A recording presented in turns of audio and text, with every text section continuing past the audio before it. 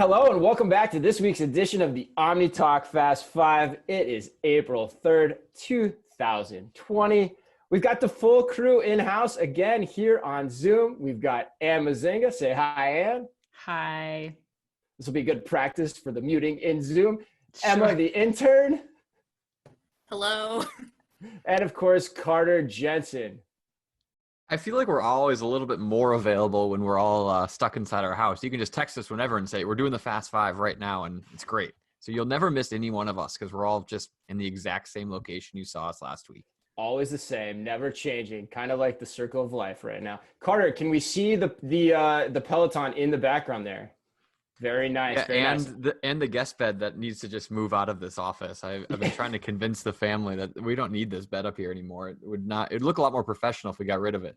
For sure. I noticed you have the full-on Patagonia fleece jumper, as some would call it, too, this week, too. So yeah, you got very the millennial. Peloton, the Patagonia. Very millennial. Yeah, very good. millennial. That's I good. have my DTC toilet paper scheduled to arrive later today as well.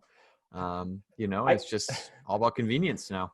I got an email from Neighborhood Watch today that there's a heck of a lot of toilet paper at the local grocery store. It was pretty funny. But Perfect. But, I know what I'm doing this afternoon. Oh, good God. Too many jokes. So what's been the biggest, what's the week been like since we last talked to each other for the loyal listeners out there? What's been the biggest surprise for all y'all? I might as well just keep going. Like I'm on a roll here. How much I enjoy actually going outside for a walk. I feel like now I can channel the inner energy of my dog every time that leash comes out. Cause I'm like, this is amazing. So yeah, that's mine. What about you, Ann? How much I've yelled at my children in the last 7 days, probably. Yeah, it's like totally, I don't know. The world is so messed up right now. On one hand, like Carter said, it's so beautiful. And it's like, I think I texted you this last week, Chris, but it's because I was running through both of our neighborhoods and I was like, I feel like there's some sort of like Pleasantville weird alternative universe because parents are actually in the yards playing with their kids and like Right. people are smiling and waving at each other. It's just like some weird alternate universe, but it's also really great and hopefully will be a sign of what's to come and people valuing and appreciating people. But then I go home inside my house and I scream at my children. Right. Then we just want to get out. What about you, Emma, the intern? What's life like this? What's life been like this past week in New Jersey? Well, my life is so boring that I think the most surprising thing was that I went to the liquor store yesterday, which is the only place I've gone since coming home, and I did not get ID'd. So, Nice. All right. That's always a big accomplishment for the first time. Yeah, people are probably like, yeah, forget that. No one's paying attention to that right now. I would bet. Yeah, there's probably a lot of underage drinking going on. Not that I would ever condone that. Never. You know what? The biggest surprise for me has been, I didn't know people do this, but like people are still like going like on jogging things together. Like my wife got this offer to go jogging with somebody, like a friend of hers. And like, I have no idea how that possibly works because you have to jog like X number of feet away from each other. So For like sure. how are you actually jogging with somebody? Because it's a quiet out. There's not a lot of cars driving by. And I've done jogs because when you say this person, I know that you're referencing me because I asked your wife if she wanted an escape from you for an hour to go outside and go for a jog across the street from each other, knowing very well that I should maintain a safe distance so that you let her back in the house without quarantining her for 14 days. But yes, lots of people, Chris, go for jogs. Wild to me. It's wild. It's 6 wild. feet or more. I'm apart. seeing more of Ann, I think, during quarantine than I have ever Yes. really, many people might not know. We actually live pretty close to each other. And we kind of it was 2 days in a row. I was like, lunchtime, I'm coming over every day at lunch. We're going to hang out. Chris, don't worry. It was at least 10 feet apart. We were in the front yard. It was great. And it was really nice. I loved it.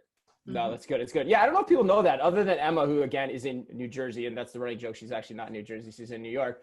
But all of us, Carter, Ann, and I all literally live within a quarter mile of each other. It's just totally random how that all happened. We didn't know each other before, and it just turns out that we all live that close to each other. So it's kind of funny that we're all in our house doing this too as a result of that. But all right, enough witty banter and chit chat. I think everyone listening probably wants us to get to the headlines, so let's do that.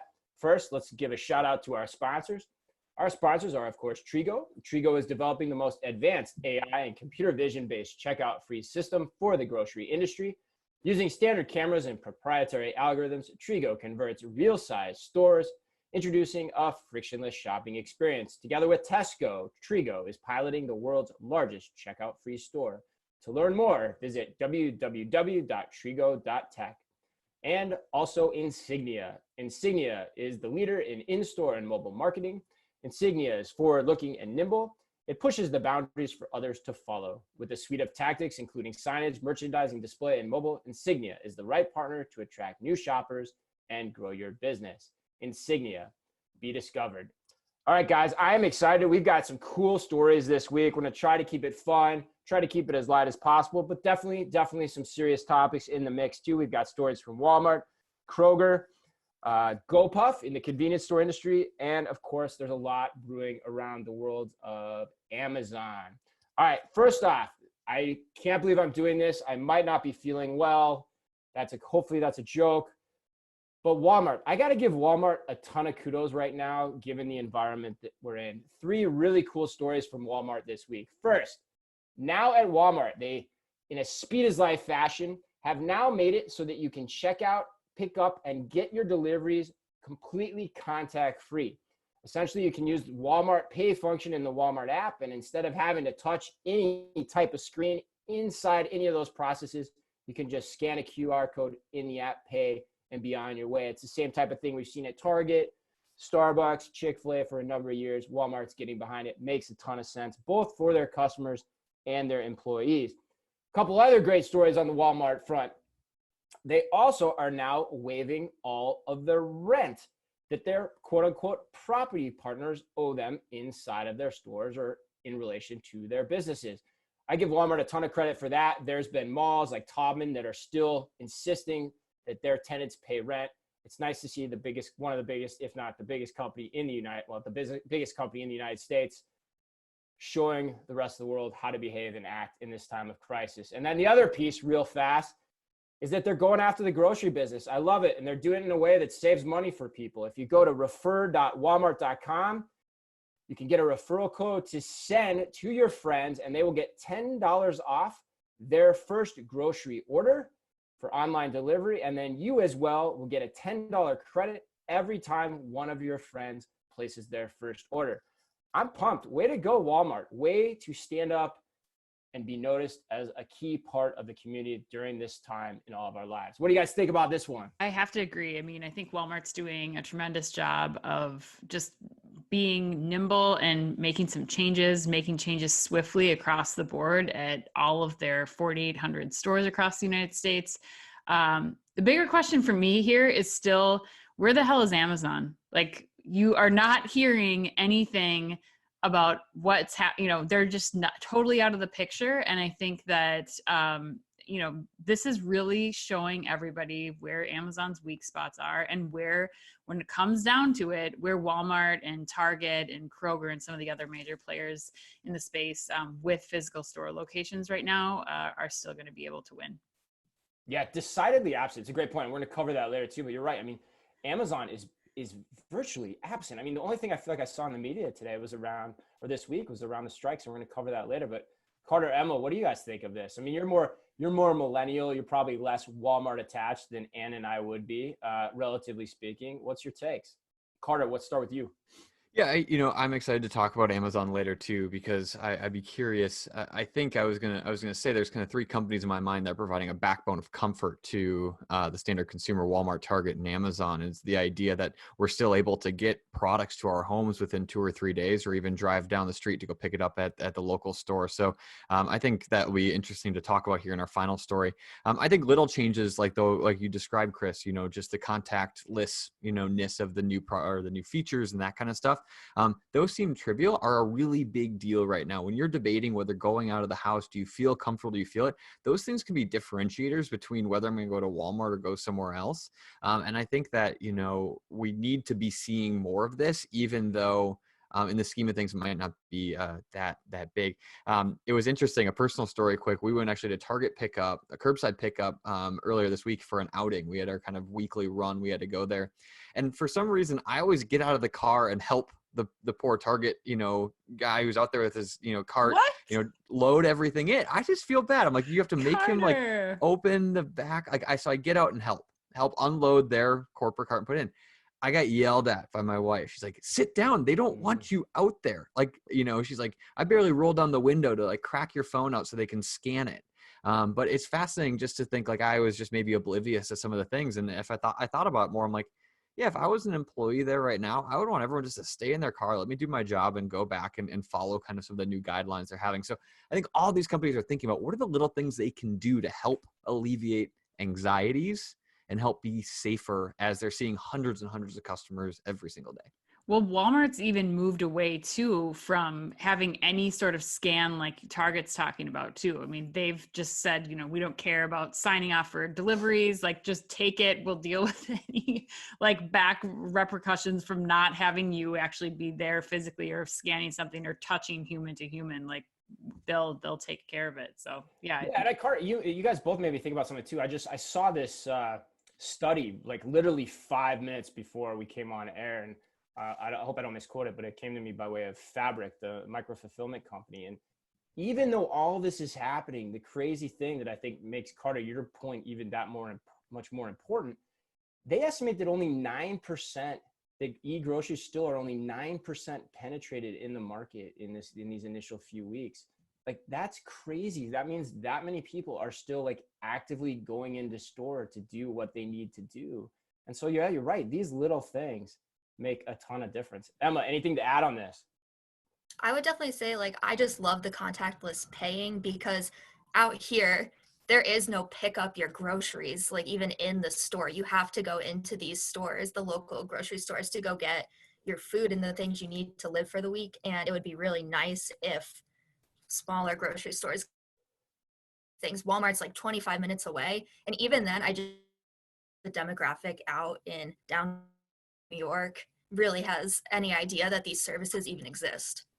Right. Yeah, you're right. There's so many infrastructural challenges there too, just in terms of where the stores are, the layout of the stores, the parking lots, how densely packed everything is. Yeah, that's a great point. Good to get that perspective. All right, let's keep going on this thread because I think there's some interesting angles here. Ann, you want to hit story number 2? Yeah, let's do it. So another store is changing their format in the grocery space, and that is Kroger. Kroger is debuting a pickup only store in the Mount Carmel neighborhood of Cincinnati. And this is going to be Kroger's first ever pickup only location. So customers in this area, they can select that particular Kroger store as their preferred pickup location by ordering online or through the Kroger app.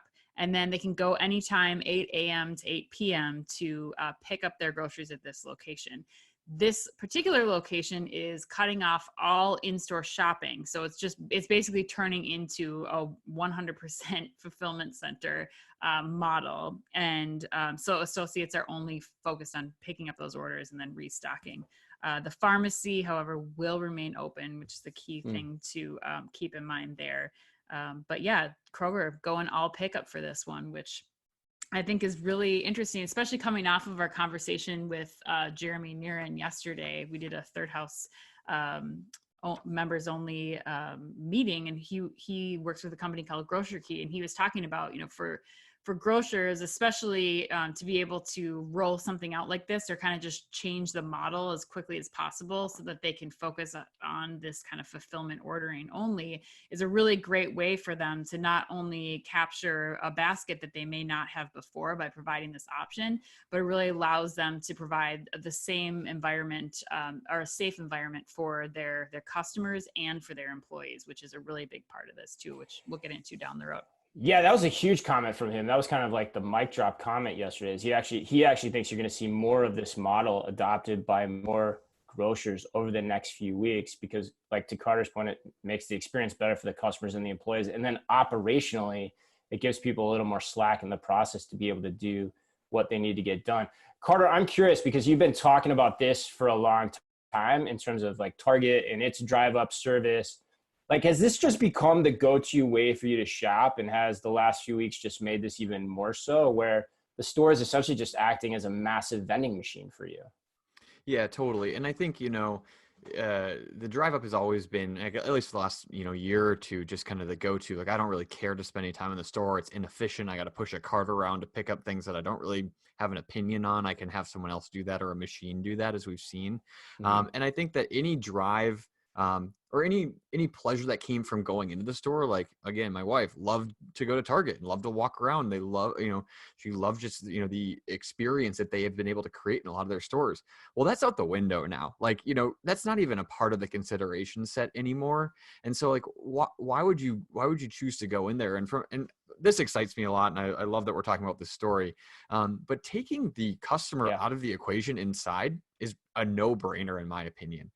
They, it's at the end of the day, they're, not only full of germs, but like they get in the way. Everyone's trying to pick stuff. Like, imagine the efficiencies that this store is able to put into place, knowing it's just their own employees cruising up and down the aisles picking things. I mean, even if you were trying to do this overnight and be a little bit more guerrilla about it, like, imagine how great it would be just to have, you have one employee per aisle or two employees per aisle, and you're just running whatever you need. There's ways that they could do this. Now, I wanted, though, to bring up a third point about the technology, though. Kroger, obviously had the technology to make this happen in a way that could turn that on within the app, as we talked about. Not everyone has that technology. If I'm thinking about, the Lunds down the road here or whatever, it's like, how great would it be if they shut down at noon and all they did was grocery pickup, and it was just one big line. You get in and you just cruise through and take it. Well, the technology side of things there is a little more difficult, right? How are you tracking orders? How are you placing them? How are you keeping inventory? That infrastructure is, I think, a little bit more difficult. And I think that all of a sudden now you see companies leaning on really what they've been working on for the last couple of years as a vital part of staying alive in the world today. So yeah, I love this story. Yeah, those are great points too. And like to Emma's point too, I think, operationally too, like, how do you fit all the cars and that kind of thing. But the parts that you brought up there too, this is why I love doing this show. And I actually feel a very passionate piece that I may need to write here very soon, just even on the behalf of the employees in those stores. Like, the point you just made is, you also saw this week that now people are starting to institute temperature checks before shifts, right?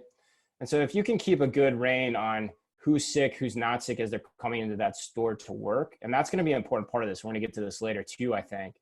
But now you don't have to have as much focus or spend as much time on cleaning that store every day because you don't have customers in there every day. So you can just focus on getting people the food that they need as quickly and as fast and as efficiently as possible, Carter. And yeah, had you not sent that, I don't think my head would have gotten there, man. So kudos to you on that.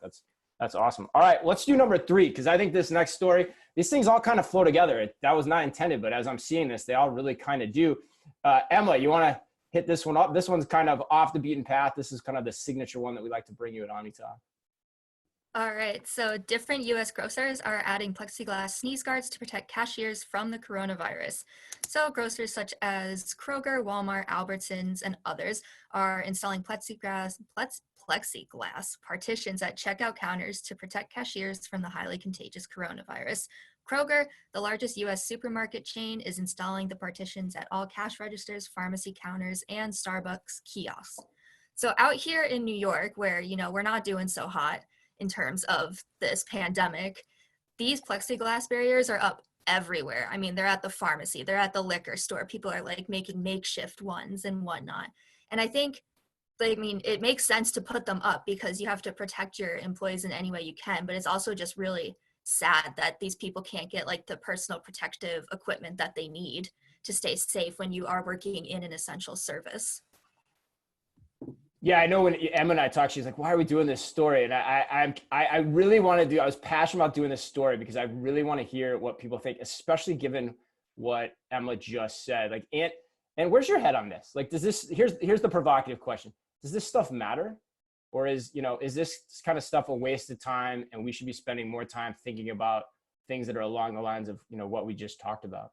So I did a little back of the napkin math here. I'm going to play devil's advocate on behalf of the grocers around the country right now, because you and I talked a little bit about this. Do I think this is like really going to make a difference? Do I think that it's the right way to go? Would I be investing as much money as I'm about to tell you in plexiglass as I would be in implementing a full-on micro-fulfillment warehouse in my grocery store? No, but here's what I think the logic is for the grocers. So if you do, like Emma said, you got people in the neighborhood liquor store that are making their own plexiglass. You can order these. I did some research about how much about each one of these is, right? So you think Home Depot right now, you can get a 30-inch by 30-inch piece of plexiglass for about $60. Put in about $60 worth of labor to install each one of those at each cash register. You got about 10 lanes at a grocery store. So you're looking at about $600 plus $600 of labor. So $1,200 to put plexiglass, just plexiglass, into your stores. Do it yourself plexiglass. Do it yourself plexiglass. There are lots of options at, the 2,800 stores like a Kroger has. You're looking at spending about $3.3 million to get all your stores so that all the lanes have plexiglass. For the peace of mind of every one of your customers and every one of your workers to feel like, okay, maybe I have got a second line of defense. If I don't have a mask on, I've got gloves on, but this is an extra barrier that physically makes me feel like I might be safer shopping in the store or working in the store. It's worth a $3.3 million investment. Got it. So you're going for the placebo effect. Do you think the placebo effect's important? 100%. Yeah, I can 100%. see that. Carter's shaking his head. Decals on the floor. It's a minimal investment. It requires no technology rollout. It requires nothing else. You could get the neighborhood handyman to come in and install these in your regional grocery store if you needed to. And just like that, you may have a reason to get somebody to shop your store before another store because of these plexiglass things, or to get your staff to show up to work, which is another thing that we'll talk about later. So yeah, that's bilge pump, lots of analogies we could use here. Carter was shaking his head though pretty vociferously in favor of that argument. Carter. Yeah, think about think about the decision. Everyone's got time on their hands, and the weight on the customer's shoulders is safety right now. It's not convenience. It's not how close the store is. It's not the price of soup, right? It's safety. And if I can choose between a store that has what Ann just described installed, or a store where I don't know what's going to happen at the checkout, I'm for sure going to go to that store. And the cost difference that I'm going to probably pay just for that piece of comfort is pretty immense. And so I think that, it's a no-brainer. Yeah. I agree with you guys too. I think as provocative as I was trying to be with the question, I think it's something you have to do given the situation. I think here's my other take on it though. It kind of makes me mad. It kind of makes me mad that we're at this point because there are better options. We just talked about going pickup only. So where was the investment in trying to understand what that looks like over the past, 3 to 5 years? And then also we've talked about this a lot on the show. What about scan and go, right? What about getting the employees just the hell out of the store, maybe having 1 or 2 at the entrance and exit, and that's it. And that's the only point of contact. And you can still put them behind a plexiglass box too, but just let the people go into the store, get what they need with that technology. As Carter, you talked about technology, that's not expensive to roll out. You can do that development pretty quickly, pretty easily, pretty cheaply, and it could be happening. And yet everyone has dragged their foot on it with the exception of a few companies. And now's the time when you need that most. So it just brings back to me why we do this job, which is to talk about the things that matter and try to get, everyone out on the front edge of where innovation matters, because it matters not just in the places that are right in front of you, but sometimes it matters around those corners that you can't see. All right, diatribe over. Carter, let's take it in a new direction. Let's talk about convenience. Have you guys heard of GoPuff by chance? So yes. So Emma has to be confused with the Stay Puft Marshmallow Man. Yes, Emma, this makes sense because GoPuff is secretly a billion-dollar delivery app that's best known for bringing beer and snacks to college students across the U.S. So it is actually transformed. It's pivoted to now deliver groceries to busy doctors and nurses who are battling on the very front lines of this virus. So the new initiative by GoPuff gets essential items like milk, eggs, bread, frozen food, as well as cleaning supplies and things that you wouldn't even think of, ultimately to the frontline healthcare workers. The company plans to extend a bunch of credits. So there's a $25 delivery credit to the first 40,000 employees that jump into this new program. And it's also waiving a bunch of fees for the first couple of orders for these individuals as well. So and this came directly from Forbes. So my opinion on this is obviously it's amazing. I think the bigger takeaway is we're starting to see that it's not necessarily a niche market. There are hundreds of thousands of workers who are in a new world now. And I think, us four, I mean, I can't speak for everyone on the call, but like for myself, like it's hard for myself to put myself in those shoes. I don't have someone in my direct family who's a healthcare worker. I don't understand, but life has changed for a huge portion of the population.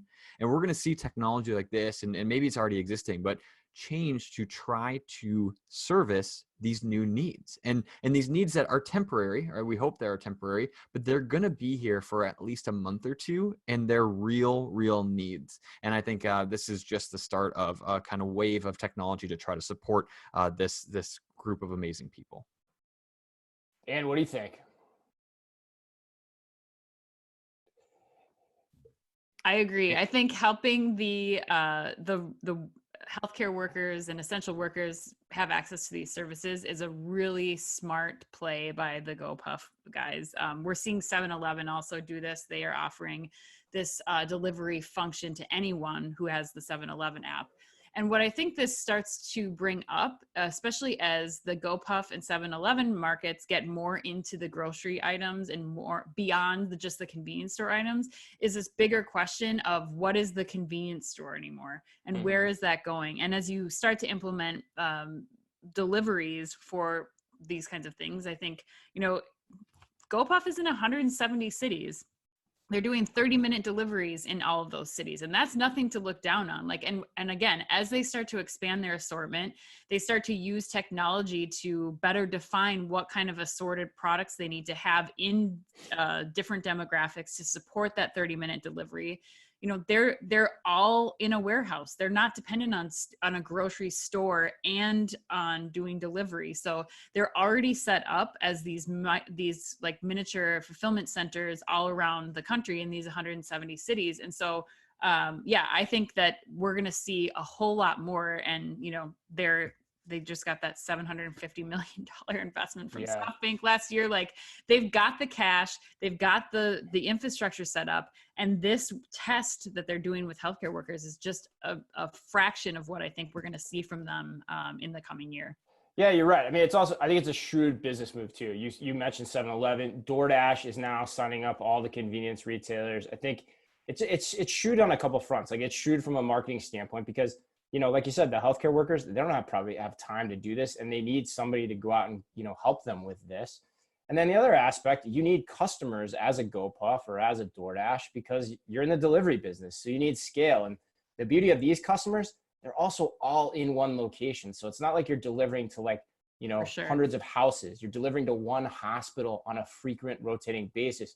So it's actually really brilliant if you can get the customer acquisition this way, because it probably helps you defray a lot of costs and get some scale in your business. But all right, well, let's finish it out. Story number 5 here. I imagine we'll spend a good bit of time here and get everyone's opinions on this one. But Anne, take it home. Yeah.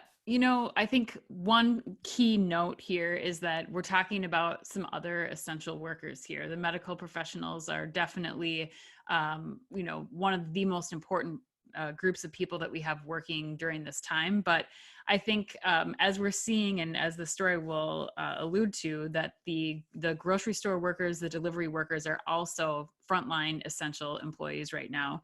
And there are strikes coming from Instacart, from Amazon this week, from Whole Foods.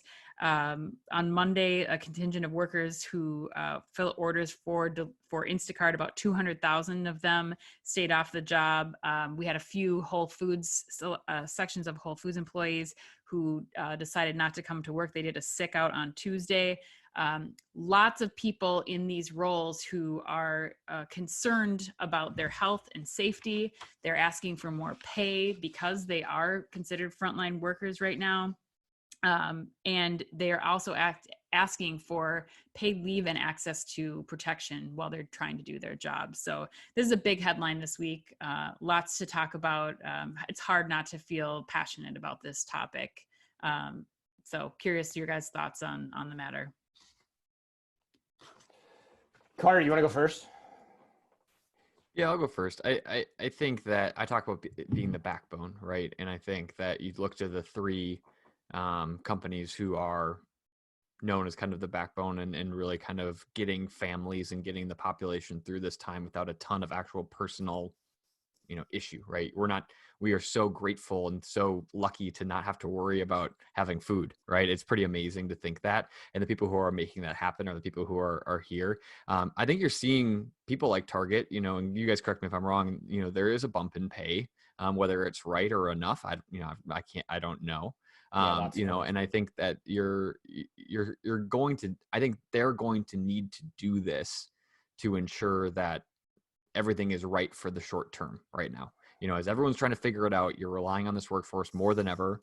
And I think you need to make sure that they're taken care of. Now, it's not as easy, right, as just saying it. And I think, bump and pay is one thing, but, trying to find little innovative solutions, whether it's plexiglass or don't having customers sign, but just being on your employees' side to figure out what could we sacrifice a little bit to just make sure that everyone's just a little safer. Like, how can we work with our teams to figure out what they need and do our best to get it? And I think that open line of communication, again, I love don't have them touch your phone. Don't sign. Like if we lose $100 worth of groceries, who cares? Like, and I think it's those types of sacrifices that obviously aren't necessarily enough in themselves, but it's that type of work and that type of thought that I think we need to see more of. Yeah. Emma, the intern, I'm curious, like you're out in New York, you were kind of, near the epicenter of what's been happening with Amazon and some of their fulfillment centers. What's the noise like out there around this? The news is definitely very heavily covering all of this, and they're focusing more so on the healthcare workers who are not getting the protective equipment that they need, but also these grocery delivery people, especially in New York City, where it's just so condensed. I think they have every right to be demanding protective equipment. And then the people delivering the groceries, they have to go home to their families. They're risking exposing their families to the disease. And I think the story with the Amazon was that someone in that Amazon warehouse had tested positive for COVID-19, which if you're one of those other employees in there, you should be like, there's no wonder that you're scared and thinking we should all really go home and quarantine now, but you can't. So yeah, it's definitely, it's crazy. Yeah, it's interesting. I think the other thing too, Ann, that I think also came out today too, I think there's more of a push to make some like the Instacart type employees actual employees too, right, instead of contractors, to help to give them even more protection. Yeah, I mean, this store, Jeremy Naran, you mentioned Jeremy Naran, the CEO of Grocery Key. He brought up some interesting points yesterday too in the webinar we did. But the one thing he said is labor's the biggest issue right now.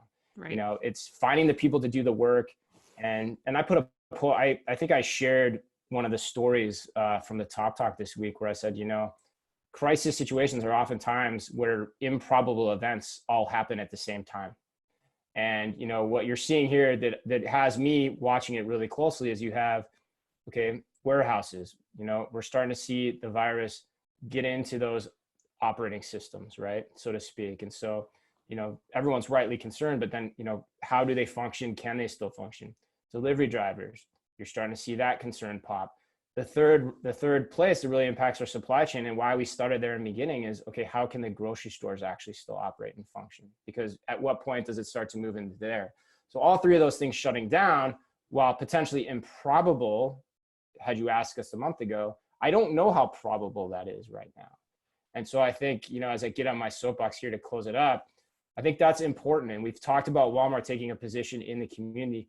I would say now's the time for the local grocers to do that same thing and make sure they are in front of this on the labor side and on the transparency side and the communication side. Like, what would I do?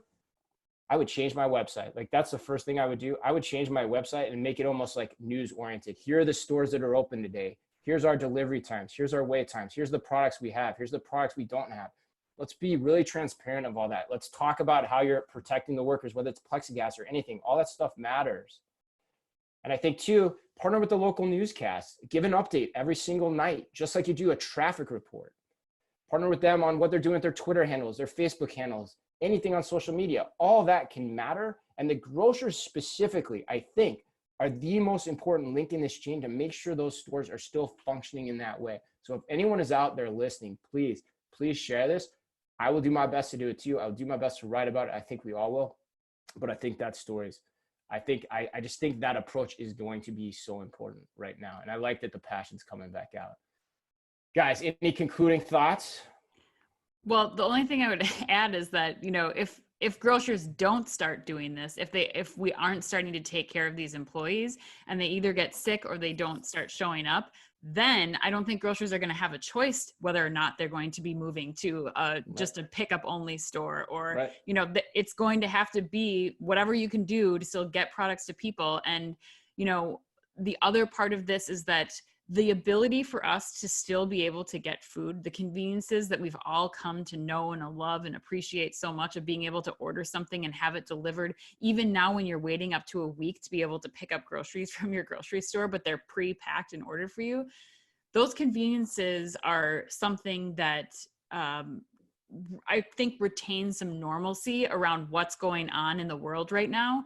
And as soon as that starts to go away, as soon as the grocery stores start to become more scarce and that stuff gets out of order, like that's where I think the like scary thing about this really starts to come out too, is that people then start to turn into different people. And like you said, Chris, like grocers are a huge heart of this all staying okay and things staying in positive, or on the positive side, I think. And let's hope it doesn't happen. And the way it doesn't happen is we get the hell in front of it.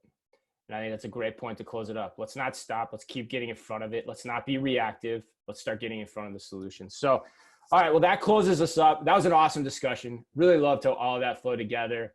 Couple of housekeeping notes. I put a post on Forbes this week called The 5 Ways Retail Has Forever Been Changed by the Coronavirus. It's already pushing 5,000 views. So if you haven't had a chance to check that out, please do so. Please remember, especially right now, leave us a review, like our podcast, tell your friends to subscribe. Every difference does make a difference. And most of all, have a ton of fun this weekend. Try to be with your families. Try to be with those close to you. I'm curious, for my compatriots here, I'm Netflix binging. You guys doing that this weekend? And if so, what the hell are you watching? Well, and you're watching something, I can tell. Tiger King's over, so... You watched Tiger King? Oh, God, of course I haven't heard about this. Oh, my God. Okay, we need to talk. Oh, yeah. I loved every minute of it. Actually, we've been going back through because our kids are at home with us, we've been going back through like our list of our top childhood through high school movies. So last weekend we watched Can't Hardly Wait with our 9-year-old. So good. So good. Pretty in Pink also. And the kid, like 9-year-old, they can dig that. Like the storyline travels well, and Can't Hardly Wait, that soundtrack, my God, blasted it for like the rest of the weekend. So we'll probably be catching up on old movies. Can't Hardly Wait is so good, yo. Inside joke. Emma, what about you? What are you Netflix binging? I'm actually a Hulu person, but season 14 of It's Always Sunny in Philadelphia is available on Hulu, and I have not watched it, and it's my favorite sitcom, so I will be watching that. Seems appropriate for Jersey. I like that. What about you, Carter? What are you finishing up this weekend? The Dark World of the Ozarks. Ooh, good one. Yeah. That's a good show. You're up your way. You're gonna hit season 3 here. Yes, the new one. And I'm just not a big TV or movie guy, as you all know. So I think hopefully this weekend we'll have some time. I was gonna try to hit that one too. I just finished up last week McMillions. So if anyone's listening, that's a good one. The whole also McDonald's fraud scam. That one will blow your mind for a good 5 or 6 hours. But anyway. All right, well, that wraps us up. Thanks so much. What are you watching? You can't finish this without telling. I alluded to it. Maybe I wasn't clear, but I'm going to try to hit Ozarks too. That's okay. And maybe Tiger King too, because everyone's watching it. Mrs. Omnitalk keeps asking me to watch that, and I just don't know if I can do it, but I'll give it a shot. But it sounds like you like it. It'll be worth it. It'll be worth it. Yeah, it seems like everyone in America's seen it but me. So, but anyway, that closes us up. On behalf of Ann, behalf of Emma the intern, and Carter, I say it every week. And again, we'll say it again. It's never more important. Be careful out there.